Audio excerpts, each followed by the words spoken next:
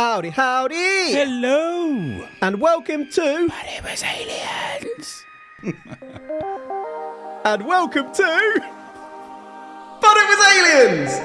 The comedy podcast where we probe paranormal activity to decide for the questionable benefit of humanity as to whether that activity really was paranormal.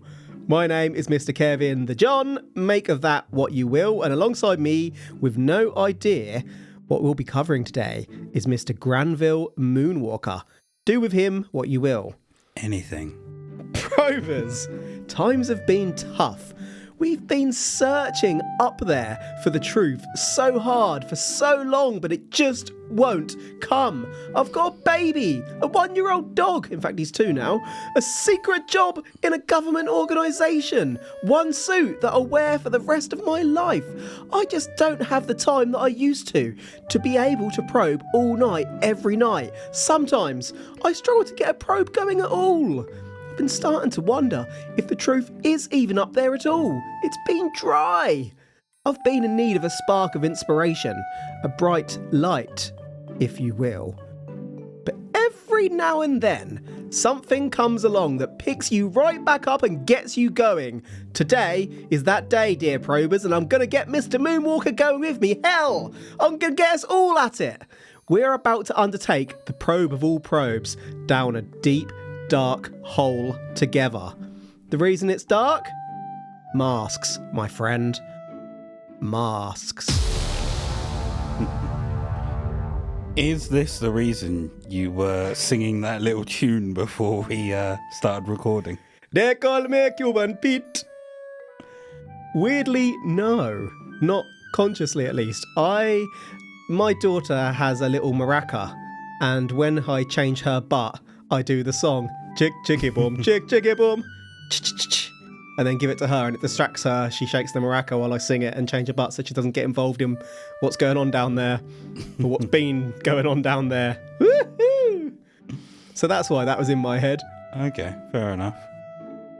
Masks, you say? Masks. Masks that people wear? Or are these Metaphoric? Wow. Let's find out, shall we? Yes, let's. Just checking you wanted to. Consent is important. On August the 20th, 1966, 18-year-old George da Costa Alves was enjoying life just as many 18-year-olds would, just as 18-year-old Mr. Moonwalker would, by flying a kite on a hill near his home. Ooh, I love me a kite. That hill was Vintém Hill, near Rio de Janeiro. As sweet, innocent George kited away, something caught his eye in the grass. George, or Jorge, as Granville might say, approached a bump. Jorge. Approached the bump he had noticed, and as he got closer, George was horrified to make out the bodies of 2 people. Damn that Jorge. The bodies were wearing suits with matching raincoats. Their hands, weirdly, were positioned behind their heads as though they were relaxing, looking at the sky, but the bodies were clearly dead. George called it in and authorities reached the bodies the next day. Beside the bodies, there was a notebook, an empty bottle of water, and some money. There was no evidence of any kind of struggle. Bizarrely, even the local wildlife had left the bodies alone despite them having been there for potentially quite a while. One detail was more bizarre than everything. There were 2 likely homemade lead masks shaped a little like sunglasses. These were the bodies of Miguel Jose Viana, 34, and Manuel Pereira de Cruz, 32, 2 electronics technicians from Campos dos Goytakezes, from a town about 150 to 200 miles from Vintém Hill. Ooh. I was going to ask if they were killed and then posed. But like a message sent by the Brazilian mafia or whatnot. You're going mafia already. But what also points me in that direction is the fact that the police didn't turn up until the next day. I thought that as I was going over it, yeah. Like, if you called the police and said you found a dead body, I think they'd be there within 20 minutes. Well, today, but remember this was the 60s and it's Brazil. Yeah, but even so, I would have thought they would have been there that same day, unless they already assume it's to do with gangsters, so they're just like, we'll just check it tomorrow. Or they might not have necessarily fully believed the call. But then why would you still check it the next? Priorities. Yeah, priorities. I think that might be a dud. We'll go to that later. We're going to deal with this ongoing situation first. Point. So the lead masks that were shaped like little... Oh, shaped sunglasses. a little like sunglasses, yes. Were they covering the whole head or just covering the eyes like sunglasses? They wouldn't have been covering the whole head. Okay. We'll get into this a little bit more as we move on. And these people were from electronics technician, or they were electronic technicians? Yes. Again, I'm forming conclusions in my head already. Excellent. I'll just let you continue. I want to hear your conclusion now. Were they testing some new form of device? Something that would allow them, I don't know, to look up at the sun or anything like that, and it fried them. That's interesting. Maybe try and remember that, and we'll come back to that when we've covered the details. Okay. We know everything that I'm about to tell you from police investigations. Let us head back. On August the 17th, 1966, Miguel Jose Viana and Manuel Pereira de Cruz had told their families that they were going to travel to Sao Paulo to buy some electronic equipment and a used car. The technician's friend, Elcio Gomez, would later tell authorities that he dropped Miguel and Manuel at a bus station, but the gentleman weirdly refused to let Elcio go into the bus station with them to see them off. Elcio was quickly ruled out as a suspect because he was verified to be more than 200 miles away from the incident, but he was the only proper witness at this point. Elcio was wrong though. Records show that the gentleman boarded a bus to Niterói to a place rather than Sao Paulo, as they had told Elcio they were doing. Miguel and Manuel were next seen hurriedly buying raincoats. Next, they were seen at a bar. The bartender commented that Miguel was continually looking at the clock as if worried about some upcoming appointment or event. A local shopkeeper claimed that Miguel brought a bottle of water and asked for a receipt so that he could recycle the bottle later. This is important. In Brazil, you could basically get money back towards your next drink purchase when you brought your bottle back to a shop to recycle and provided your receipt. Miguel was found to have that receipt on him when his body was found. This shows that Miguel had intent to live. Ooh. You've put in a picture of both gentlemen in for me? I have indeed shown you a photo of both of their heads. They look to be wearing matching black suits. They do look to be wearing suits, yes. But then if they are both technicians, this could have been taken at work, I guess, and there could have been a sort of standard dress code. Possible. Dark suit. It's black and white photo, so we don't know what colour they are further than dark. Do we know how they referred to each other whilst they were alive? Did they call each other by a single digit or a single letter? Like J and K, for example. For example, yes. We don't know that, no. That's not to say they didn't. Are you suggesting that they went to do some mibbing off? Possibly. Mm. Or they were out to meet some shady characters, considering they told everyone they were going one place and then got a bus somewhere totally different. Mm-hmm. That's shady business. Maybe they'd got in too deep with some people, or were going to purchase some illegal equipment. See, now that, and we'll get into theories later, but what goes around in my head when I think about that is they were found with money. Why wouldn't, if people were after them to like pay off a debt, why wouldn't they take the money? Could have been to send a message. To who? Exactly. LCO.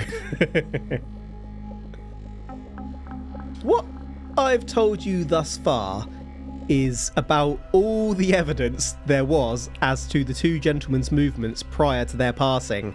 Notes discovered indicated that the men were not planning to die, so how did it happen? What went wrong? When the police investigated, they determined that the bodies had been outside for 3 days. An autopsy was scheduled. Just as had been thought, there was no sign of internal injury. The coroner had left the bodies a couple of days before ordering a pathologist examine them, though, and so by the time a toxicology examination was considered, it couldn't be undertaken due to the state of decomposition of the bodies. The coroner's in on it. He's part of the mob. Once internal bits and pieces start decomposing, it creates all sorts of chemicals and toxicology is useless.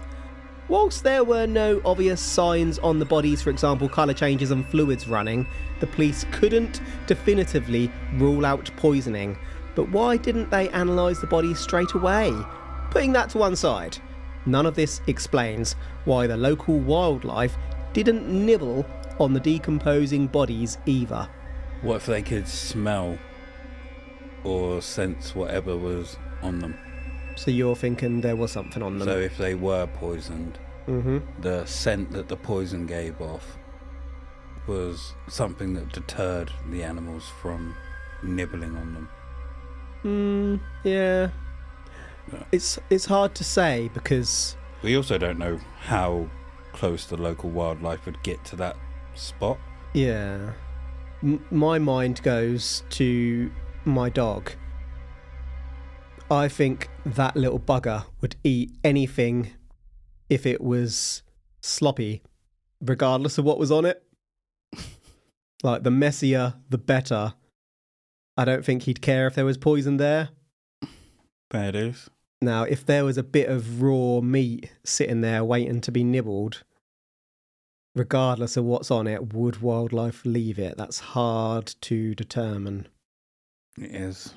It is. What I think would probably happen is you'd find loads of animals did eat it and then it'd all cark it all around it. But again, we're just theorising here. So it mentioned earlier, and you also reiterated, that they were found with money. Mm-hmm. How much? I don't remember. Because not loads. It could be if you were found with like 25p. Yeah, I think we were talking like a little bit more than that, but not like thousands. £1.50. And no one's gonna like a tenner, 30, 50 quid, a couple of £100. Like I say. Were there any other similar deaths around this time? Maybe they were lured out there by a serial killer and the mask or sunglasses mask is their signature. Interesting theory. Maybe we'll try and hold on to that one as well. Their name could be Johnny Sunglasses.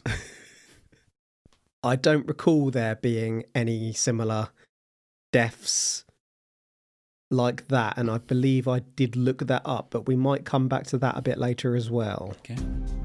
The lead masks were an absolute pickle. I'll show you them momentarily, Mr. Moonwalker, but they were nothing like standard shields or masks of the time and would have provided no actual protection from radiation, whilst also leaving the wearer completely blind. Or was that the point? Maybe these masks were built for exactly that purpose, to resist extremely intense light, as you suggested earlier. Otherworldly intense light. Do you see where I'm going? Excuse the pun. Around this time, there had been multiple reports of unusual bright lights in the sky in this area of Brazil. We'll get into one of these reports in particular in the next section, but there were lots of witnesses as to weird oval-like shapes in the sky. A lady of high standing in the Niterói area, Senhora Gracinda Barbosa Coutinho da Souza, along with her 3 children, who I won't name, saw an immensely bright oval UFO the very same day the men were believed to have made their way up the hill. Was this related? Senhora de Souza's husband thought so because he went to the police to tell them what his wife saw. Mr. de Souza had heard about the masks and didn't want to freak his wife out, so he didn't tell her about the men with masks making contact with aliens, but he knew that the police needed to know what his family saw, what the masks could have been designed to protect against. Mr. Moonwalker is just going to look at the masks so that he can see what I mean. These appear built for keeping light waves or electromagnetic waves out of the eyes. So they are like lead sunglasses. Yeah, pretty much. Bret Hart style sunglasses. Yeah, without the straps, so you'd obviously need to hold them on your face if you were standing up, I guess. So were they laying down on the grass UFO gazing with these on where they couldn't see anything because they're sunglasses? Were they hoping to get tan? I don't... They wanted to look like the Hamburglar. I wonder if there was something mentioned in, I don't know, maybe in folklore or in stories that these two heard, that if you look at them directly, they'll kill you or something like that. So they decided they would try those and then sneak a peek. At what? Whatever they were hoping to see. It's very weird. This is a very weird case in general. What if I told you that these lead death masks, for lack of a better term, were not the first case of lead death masks? The police discovered that in 1962, a TV technician named Hermes had been found dead atop a hill in another Brazilian town. Hermes had a lead freaking mask beside his body when he was found. What? I had to sit on that earlier, otherwise I'd have spoiled this bit. Miguel and Manuel's family were explored by the police. Manuel's wife let slip that both Miguel and Manuel were what you may call scientific spiritists. Basically, scientists looking into the science informing the theory of reincarnation and the connection between life and the afterlife, or spirit world, as well as study of the wider universe. Manuel owned a few books written by Allan Kardec, an 1800s founder of Spiritism, and Manuel had annotated some of the pages. Furthermore, Manuel's wife disclosed that Elcio Gomez was also a spiritist. Upon further exploration, it was confirmed by Manuel's wife and Elcio that Miguel and Manuel had tried to make contact with alien spirits on more than one occasion. The 3 men, Elcio included, had even built a machine to help them communicate with aliens they believed to be on Mars. The device exploded. On June the 13th, 1966, the trio conducted another experiment on Atafona Beach, whereby the men had reportedly witnessed an oval-shaped luminous orange object floating in the sky amid blinding rays of light before exploding. It turns out There were loads of witnesses that also saw this oval in the sky, and the explosion was felt several miles away. Speculation begun that the trio's experiences of June the 13th had led to whatever went down in August 1966. Locals heard of this bizarre tale and theorised that the deaths of Miguel and Manuel was some form of extraterrestrial revenge attack for the oval exploding.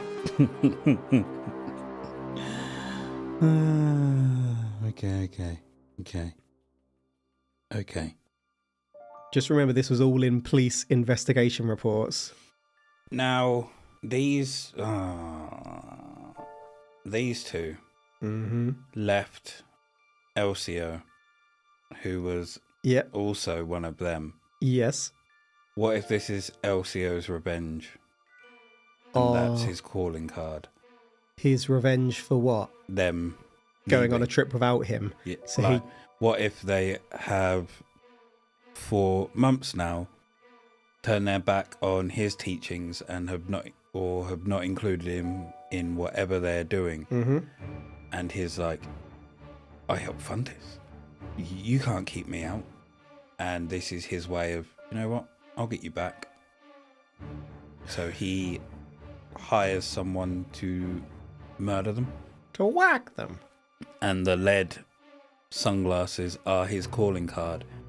So other people in the community know that they're not safe. They could always get whacked. So you're pointing the finger at Elcio. Yeah. All right.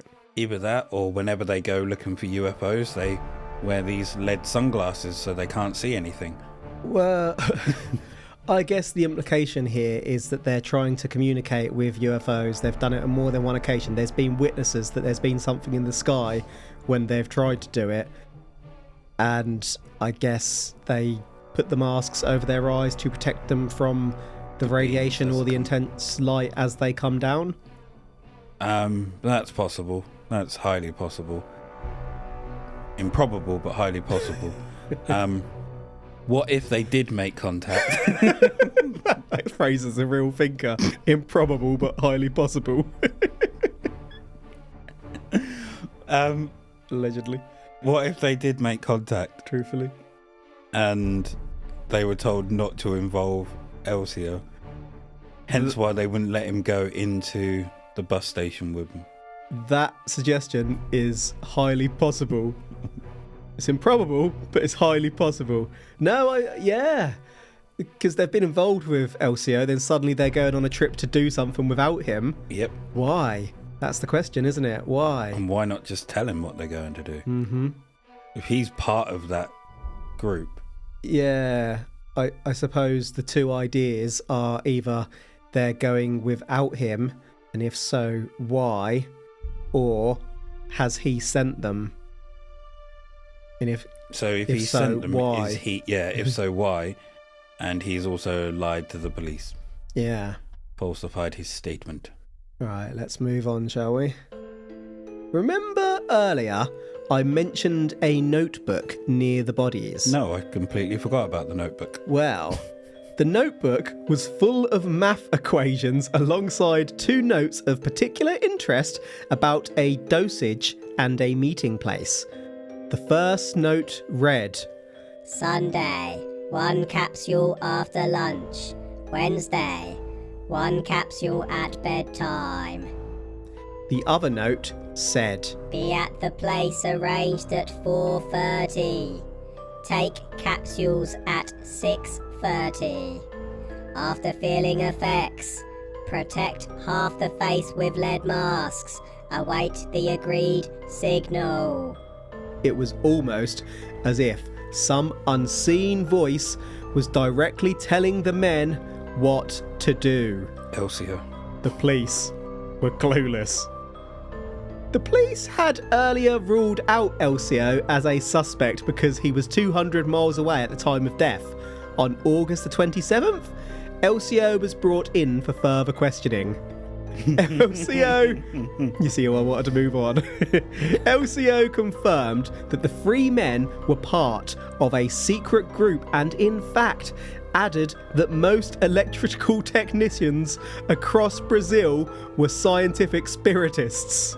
It's like a secret cult profession. LCO said that the group had also tried to use telepathy to contact alien spirits. The police never linked LCO to the deaths, but Manuel's wife alleged that LCO and Manuel had a big fight days before the deaths. Further exploration of the spiritist theories identified an allegation that a certain cocktail of illicit substances would allow people to telepathically receive radio and television signals. Does this explain the dosage instructions in the notepad? LCO was getting jealous of the other two. How close they were becoming. Or maybe Manuel had the family and was starting to pull out of the spiritist activity, and Elcio didn't like it. Elcio wanted Manuel all to himself. But if he was pulling out of the spiritualist activity, why would he go on this one trip? Last mission Elcio had it figured out. One last time. Indeed, Elcio had figured out all of the equations and the required technology to make that contact. Well, surely he would know that the dosages and stuff are bullshit. Well, Manuel might not. I'm saying Elcio sent them there intentionally to off him because nobody leaves me. Oh yeah, I agree with that. But I mean, if Manuel was trying to get out, one last trip, couldn't resist. He still loved the spiritist activity. He just had commitments with his family that he was getting shit off the wife and times were tough. This case remains an unsolved mystery to the very day we are recording. In 1969, a prison inmate named Hamilton Bazzani confessed to authorities that he was involved in the deaths of Miguel and Manuel, having been approached by 3 criminals to rob and murder the 2 gentlemen. Bazzani claimed that he met the men at a spiritualist gathering conducting a seance. The group allegedly took a jeep to Vintém Hill, and Bazzani waited by the jeep whilst the 3 criminals did the business atop the hill via forcing poisoning at gunpoint, returning with a briefcase full of money 30 minutes later. There is no evidence supporting this claim. What else could have happened? Perhaps it could have been a drug deal, but the narrative doesn't really follow that approach, unless it was a deal for substances to help receive those telepathic signals, but the deal went bad. The science spiritist beliefs would appear to align more closely with the efforts to make alien contact.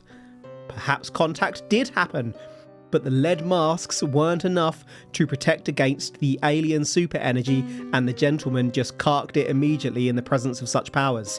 Or maybe the group were attempting to give their bodies to alien spirits in some form of reincarnation experiment.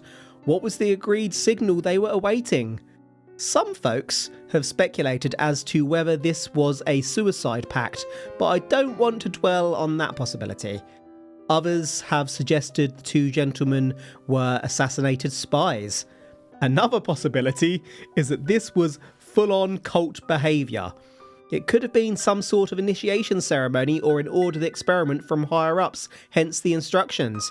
It also could have been a straightforward whacking, as the men had a lot of money on them, and some reports suggested that they were found with less than they should have had. I will just add before we summarise that I couldn't find any corroboration as to that beach UFO explosion from June the 13th or the other case of a lead death mask from 1962. So I was telling the truth to start with. That is the probe. Unless it's in the police records, but it's not out in the public domain. So the police mention it in their summary of this one. So... mystery within a mystery, son. Lots of theories. I'm still dwelling on murder. You are? Yeah. However, Mm-hmm. I think it's either murder by an assassin, Yep. or this is planned by someone they know. And it's been forced to look a certain way. So, again, the question is, why? Who knows? Well, I'm hoping you'll have a punt at it as it's your theory. Maybe they had pissed off the wrong people. Maybe they were starting to become too powerful within the group and others didn't like it.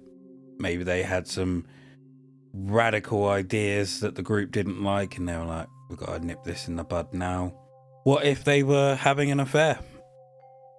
And With each other? Yeah. And the families found out and they were like, we're not settling for this. So matters were taken into... So the gentleman went Assassin. into the woods, not the woods, up the hill, the isolated lonely hill for one last bum on Brokeback Mountain, so to speak. I don't know. But the families knew their plan. I wonder if they were planning to leave and run away together Brokeback Hill. rather than like have a weekend away or something. They were literally planning on leaving and they were followed by an assassin. It's just so very bizarre, isn't it? They didn't tell their close friend what they were up to. They told people they were going to buy a car and whatnot. And then go to Sao Then they Paulo. they went somewhere completely different. Went up a hill with lead masks, a weird notepad with instructions about waiting for the signal. I mean, if that's the case and it's got the instructions and stuff, it could have been a decoy or a ploy by people within the organisation to off them. Wait for the signal. They were Look this feeding way. They were feeding them false information, and that's how they came up with those pills. The signal is that when you hear footsteps coming up the hill behind you, close your eyes and look the other way. Because they could have been... Because we have the confession from the guy in jail saying they were forced. Supposedly we do, but I couldn't find much about that. Forced poison. They could have been forced and then those plates put on them afterwards so that people would think it's part of... They could have been, and that is unusual for me, the position of the bodies, and I'll mention that in a little bit more as we conclude, but they had a notepad with guidelines to take these substances, so I just find it hard to buy into the forced poisoning approach. Could have been the last bit to off them.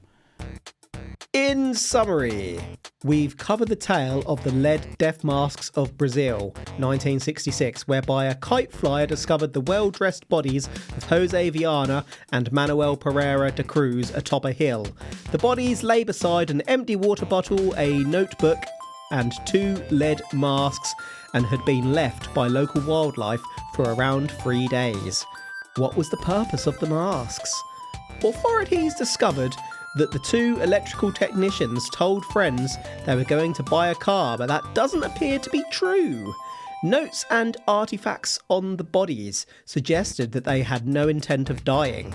It turned out the men were part of a secret group of scientific spiritists who had experimented with contacting alien spirits and reportedly observed an oval UFO explode during one such experiment, though we couldn't verify that. Did aliens kill Miguel and Manuel in revenge for that alleged explosion? Did the gentleman take a substance to enable that contact, but things went wrong and they died? Did their friend and other member of the secret group play a bigger role than he disclosed? Was this the work of a cult? Was this an assassination? A drug deal, robbery and murder? Or something else? Which do you think was most likely, Mr. Moonwalker, before we decide if it was the actual cause? I'm torn between assassination. I think it's an assassination. Yeah, so I've put a photo here just in the conclusion of where the body was. Now, the bodies were laying peacefully, intentionally, well dressed, like with things on them, like they just took a little lay down. Yep. but they're in a hell of a lot of overgrowth. That strikes me as a really unusual place to lay down. Yeah. You're not. Everything else about it suggests peaceful, but the location they've laid in... I guess murder and assassination are the same thing. However, when I think of murder, I think of... Assassinating, you're generally paid, aren't you? Yeah, it's done out of someone emotion else's... or... Well, if you assassinate someone, you're generally a hitman and that kind of thing. Do you know what I mean? Whereas if you're murdering someone, it's for your own... Yeah, that's what I was about to say. Damn it. Murder. I got there harder! Okay, yeah. I think it's an assassination. Hmm. And then they have been placed in a certain way so it throws everything off. And they took some of the money, but not all the money, to make it unusual and less clear. So are you saying that it was aliens? I wonder, in our lifetime, how many assassins we've walked past. At least one, I reckon. Gotta be. Not locally, Surely. I wouldn't have thought. But No. in, like, the capital, Mad to think. you could have walked past people that do all sorts of weird shit, though. Yeah, that's true. How many gimps do you reckon you've walked past? Oh, fucking loads. Sitting opposite one now. There's one in our social circle, damn it. Hold on.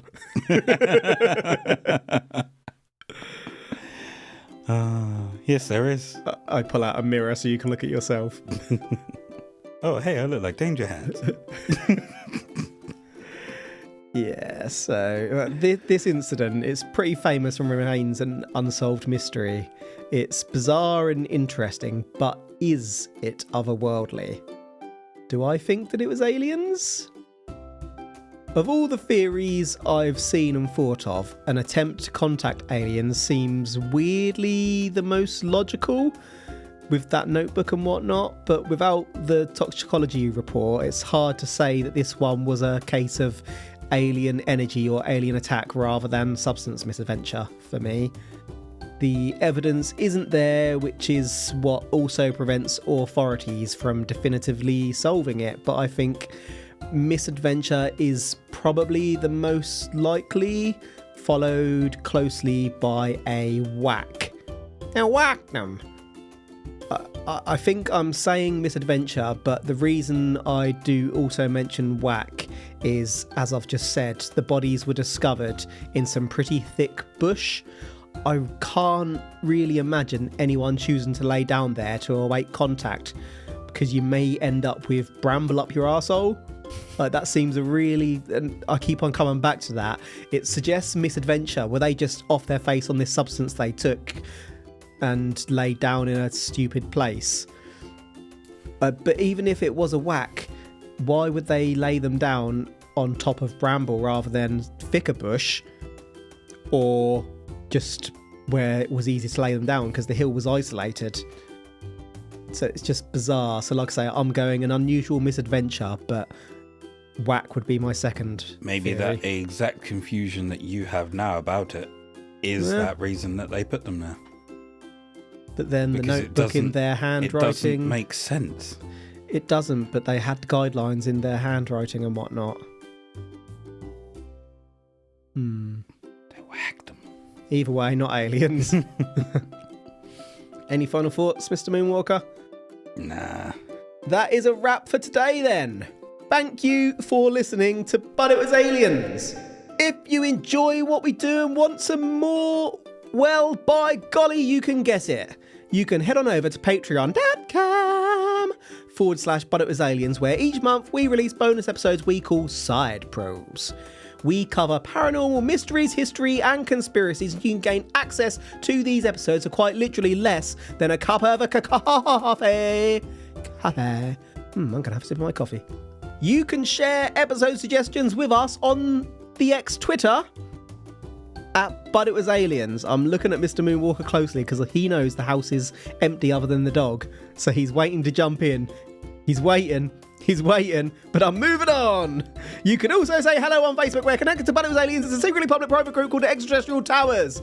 Being a member of Extraterrestrial Towers grants you protection from the aliens when they invade. We've been called a secret group, but we won't make you wear a lead death mask. I also didn't know the house was empty. We won't make you wear a lead death mask and die. Sure, you may be provided with a lead mask upon entering the towers, and yes, there have been several reports of deaths, but these are unrelated facts. We do ask that you leave all valuables in the community bucket kept in my quarters before any non-directed experimentation, but that's also unrelated. That is it for this episode, so until next time, is a strawberry alive or dead? If you plant it, it will grow, but if you don't, it won't. Think about it. The truth is up there. #PROUD.